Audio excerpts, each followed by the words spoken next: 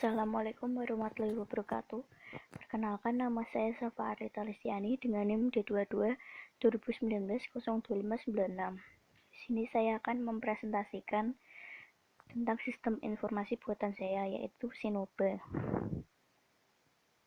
Sinoba adalah sistem informasi obat-obatan yang dibuat bertujuan untuk memudahkan para pasien yang berobat di suatu klinik atau rumah sakit agar saat mengambil obat di apotek dapat dipermudah dengan adanya bantuan dari sistem ini. Sistem ini menghasilkan data obat-obatan yang akan diambil oleh pasien tersebut, karena kebanyakan pasien saat menebus obat di apotek tidak mengetahui informasi lengkap tentang obat yang mereka tebus. Pasien juga bisa membayar obat tersebut melalui sistem Sinoba. Langkah identifikasi. Yang pertama, identifikasi fungsi sistem, yaitu memudahkan pasien saat mengambil obat di apotek. Yang kedua, identifikasi informasi, yaitu informasi terkait obat-obatan, informasi tentang pembayaran, dan informasi resep obat. Yang ketiga, identifikasi data, yaitu data pasien, data resep obat, data harga obat, data pembayaran obat, data obat-obatan, data lokasi apotek terdekat. Yang keempat, identifikasi tujuan informasi. Informasi obat-obatan untuk pasien, informasi pembayaran untuk pasien, informasi resep obat untuk pasien dan petugas apotek, laporan dokter untuk dokter, laporan pembayaran untuk petugas apotek. Identifikasi sumber data. Data pasien dari pasien, data resep obat dari dokter, data harga obat dari petugas apotek, data pembayaran dari petugas apotek, data obat-obatan dari petugas apotek dan dokter, data lokasi apotek dari petugas apotek. Identifikasi pelaku, itu pelaku, pasien, dokter, dan petugas apotek. Identifikasi proses, yaitu pertama pendaftaran pasien. Untuk yang belum buat akun harus mendaftar terlebih dahulu. Untuk yang sudah mempunyai akun bisa langsung login.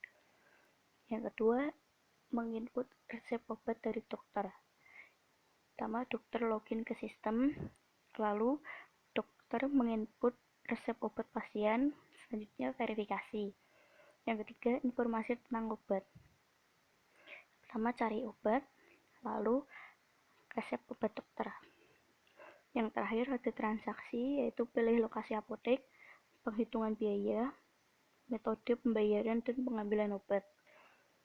Analisis kebutuhan. Yang pertama, kebutuhan fungsional, yaitu sistem harus mampu menginput berbagai macam obat-obatan yang tersedia. Yang kedua, sistem harus mampu menginput data dari pasien. Ketiga, sistem harus mampu melakukan transaksi pembayaran obat yang terhubung langsung ke apotek. Kebutuhan non-fungsional. Yang pertama, operasional hardware. Sistem ini bisa diaplikasikan melalui laptop, PC, ataupun smartphone. Yang kedua, kebutuhan informasi. Terdapat informasi tentang tata cara penggunaan nomor rekam medis, tentang tata cara penggunaan, lalu ada informasi obat. Yang ketiga, kebutuhan kinerja.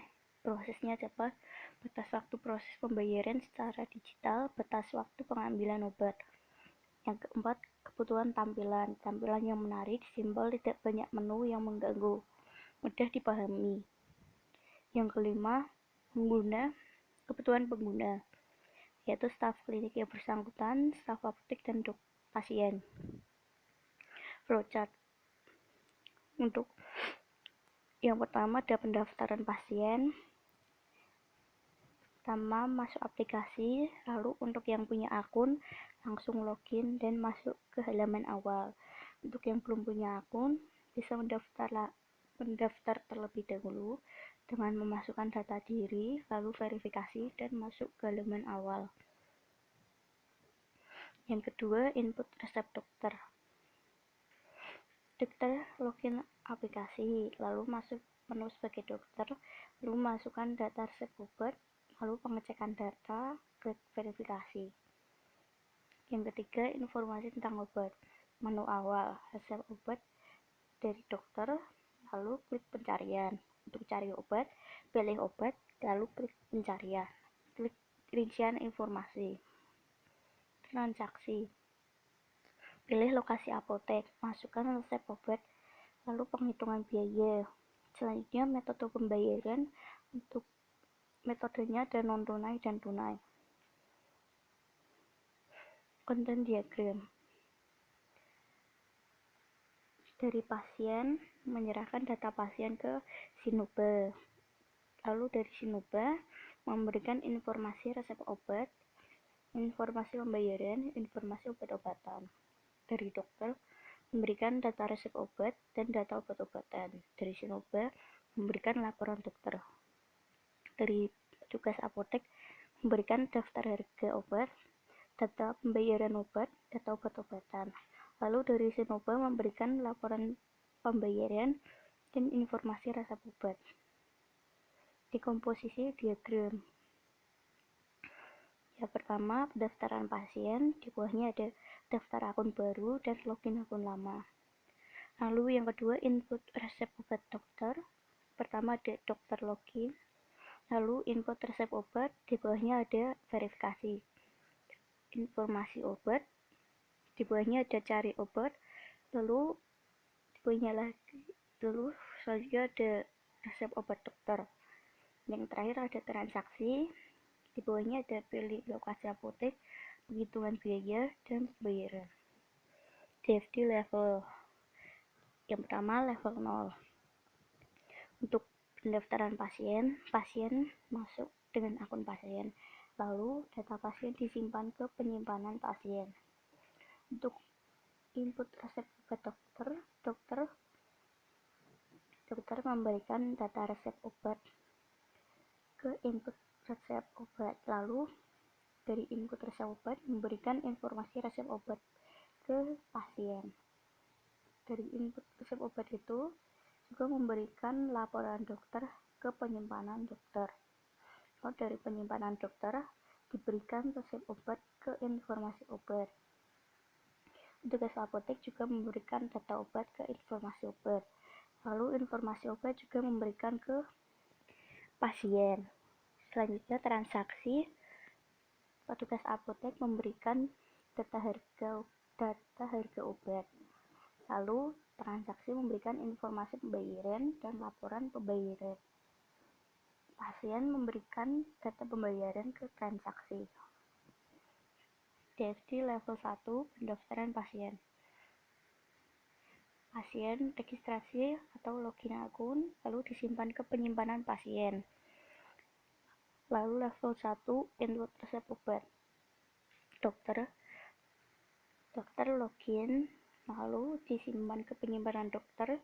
Selanjutnya, 1 login, input data resep obat, dan diberikan ke pasien. Informasi obat dari penyimpanan dokter dan petugas apotek dikirim ke informasi obat dan disampaikan ke pasien. Transaksi, petugas apotek dan pasien memberikan data transaksi, lalu disalurkan ke penyimpanan petugas apotek. Desain basis data atau ERD. Untuk basis datanya seperti ini. Ada pasien melakukan registrasi dengan entitasnya seperti yang tercantum. Dokter juga melakukan registrasi. Lalu dokter memasukkan resep obat dan pasien yang sudah registrasi bisa mendapatkan resep obat. Petugas apotek juga memasukkan informasi obat. Selanjutnya pasien membayar ke pembayaran dan dilaporkan ke petugas apotek.